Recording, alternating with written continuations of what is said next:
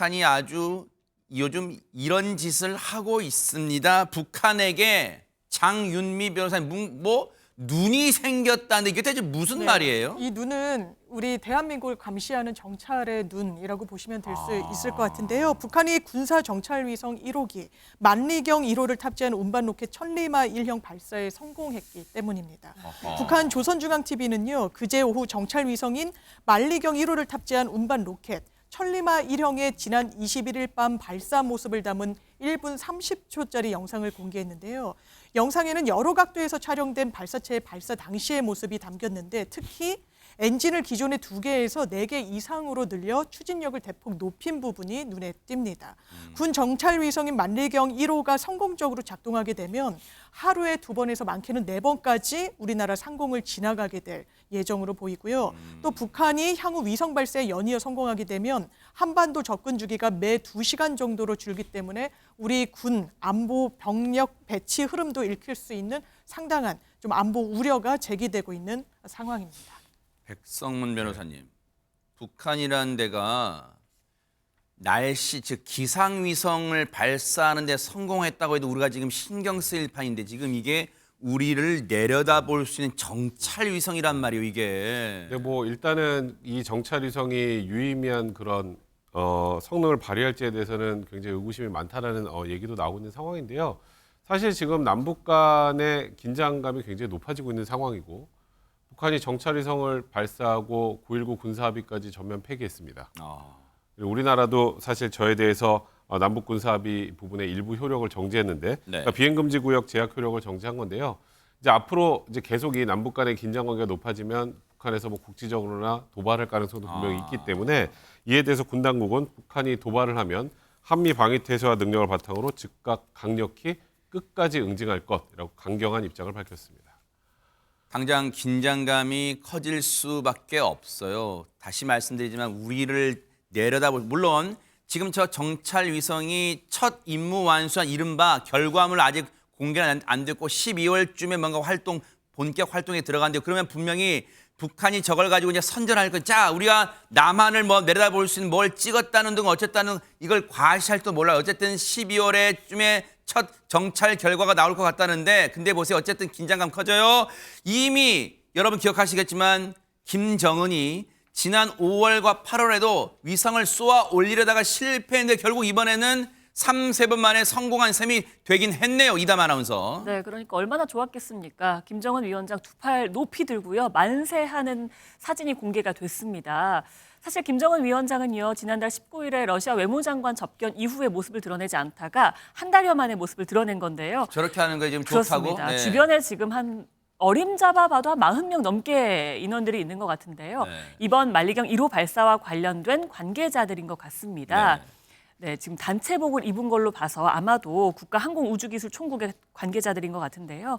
이 사진도 공개가 됐고 김 위원장이 김정식 당 중앙위 부부장과 함께 환하게 웃고 있는 모습도 함께 사진으로 공개가 되기도 했습니다. 김정은 위원장은요. 천리마 명칭을 새긴 우리의 신형 운반 로켓이 우주강국의 새 시대를 예고하면서 솟구쳐 올랐다면서 이 정찰 위성이 우주의 감시병으로 위력한 조준경으로 배치한 경이적인 사변이라고 이야기를 했습니다. 이번 발사 성공을 자축하고 또 정당화하는 듯한 취지의 발언들을 했습니다. 일단은 차분하게 좀 봐야겠어요. 정찰 위성을 쏘아 올리는 데 일단 우리 정부도 궤도에 안착한 듯 하다고 일단은 인정은 했어요. 평가는 했어요. 그래서 어떤 결과물, 왜냐하면 올리기는 했어도 그 위성이 찍어내는, 들여다보는 그 결과물 얼마나 정밀하게 또 나오는지 그건 지켜본 다음에 평가도 늦지는 않을 거란 말이에요. 그런데 이 위성을 쏠 때마다 늘 이걸 이제 나중에 성공하면 자랑할 요량이었겠죠. 옆에 늘 김정은 옆에 있던 이 사람이 이번에는 안 보여서 궁금증을 자아내고 있다는데 대체 누굽니까? 전혜연 평론가님. 예, 바로 김정은 위원장의 딸 김주애입니다. 사실 북한의 권력이 어떻게 움직이는지는 국제사회 관심사이기도 한데 자세히 보시면 지난 22일 공개한 사진에서는 김주애의 모습이 보이지 않았습니다. 그래서 정찰 위성이 성공한 이 시점에서 김주애가 안 보인다? 혹시 어떤 권력 변동이 있는가 싶었는데 아니었습니다. 어제 공개된 사진은요. 김정은 위원장과 그리고 아마 이 발사 과정이나 여러 가지 연구 과정에 참여한 과학자들이 기념사진을 찍은 것으로 추정이 되는데요. 네. 그 자리를 잘 보시면 김정은 위원장이 바로 옆에 김주애가 있고요. 가장 앞줄에 아버지의 손을 꼭 잡고 있는 모습이 등장을 합니다. 자, 검은 코트를 입고 있는데 잘 보시면 아버지와 꼭 닮았는데 옛날 사진에 비해서 볼살이 조금 빠졌다 이런 모습도 나옵니다. 그러나 어쨌든 저런 사진 자체가 북한의 권력 구도와 굉장히 상관이 있어 보이고요. 김주애의 경우에는 지난 9.9절 그러니까 북한의 정권 창립 기념일인 열병식 참석 이후 약 70여일 만에 저런 모습이 또 포착되기도 했습니다.